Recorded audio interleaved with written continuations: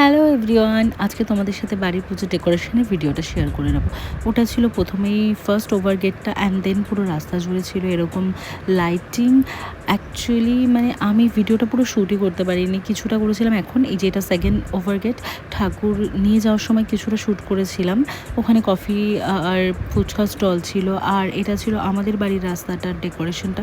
পুরো রাস্তাটা এইভাবে ফুল দিয়ে চারিদিক থেকে মানে সাজানো হয়েছিল, ফুলের ডেকোরেশন করা হয়েছিল। হ্যাঁ, ওই হাফ ছিল তখন ঠাকুর নিয়ে যাওয়ার সময়, আর এই হাফ প্রায় রাত 2:30-3টের সময় আমার এক ভাইকে দিয়ে করানো।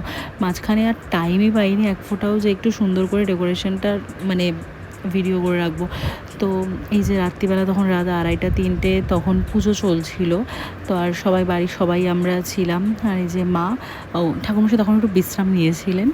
তো যাই হোক, এরকম ছিল আমাদের মায়ের পুজো ডেকোরেশনটা। তো কেমন হয়েছিল সবাই জানিও কিন্তু।